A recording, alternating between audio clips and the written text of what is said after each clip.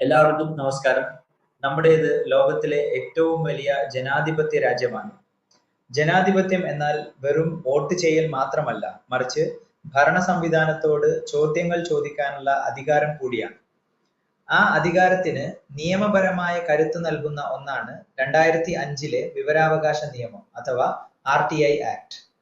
അഴിമതിക്കെതിരെയും ചുവപ്പുനാടകൾക്കെതിരെയും പോരാടാൻ സാധാരണക്കാരന് ലഭിച്ച ഏറ്റവും വലിയ ബ്രഹ്മാസ്ത്രം എന്ന് ഇതിനെ വിശേഷിപ്പിക്കാം. പലപ്പോഴും സർക്കാർ ഓഫീസുകൾ കയറി ഇറങ്ങുമ്പോൾ ഇന്ന് നടക്കില്ല, നാളെ വരും എന്ന മറുപടിയാകും നമുക്ക് ലഭിക്കുക.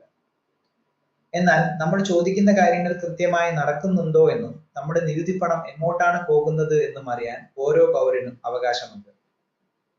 ഈ നിയമത്തിന്റെ ഏറ്റവും വലിയ പ്രത്യേകത ഇതിന്റെ ലാളിത്യമാണ്.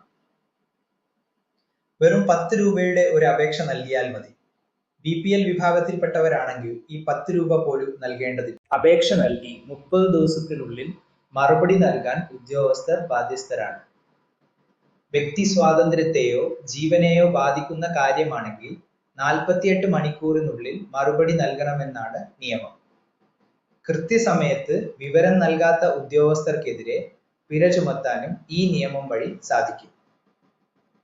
20,000 നമ്മുടെ നാട്ടിലെ റോഡ് പണിയിലെ അപാലതയോ റേഷൻ കടയിലെ ക്രമക്കേടോ ഒരു ആനുകൂല്യം ലഭിക്കാൻ വൈകുന്നതിന്റെ കാരണമോ എന്തുമാവട്ടെ, അതിനെക്കുറിച്ച് വ്യക്തമായ രേഖകൾ ആവശ്യപ്പെടാൻ നമുക്ക് സാധിക്കും.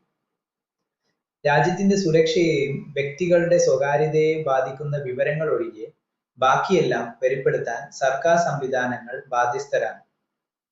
സുഹൃത്തുക്കളെ, വിവരാവകാശ നിയമം വെറും ഒരു നിയമമല്ല, അത് സുതാര്യതയിലേക്കുള്ള ഒരു വാതിലാണ്.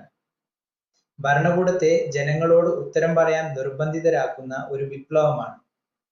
ഒരു അപേക്ഷ എഴുതാൻ മടിക്കേണ്ടതില്ല. നമ്മൾ ചോദ്യങ്ങൾ ചോദിച്ചു തുടങ്ങുമ്പോഴാണ് ജനാധിപത്യം അർത്ഥവത്താകുന്നത്. നമുക്ക് ചുറ്റുമുള്ള അനീതികൾക്കെതിരെ പ്രതികരിക്കാൻ നമുക്ക് ഈ നിയമത്തെ ഉപയോഗിക്കാം. അറിവാണ് അധികാരം. നന്ദി, നമസ്കാരം.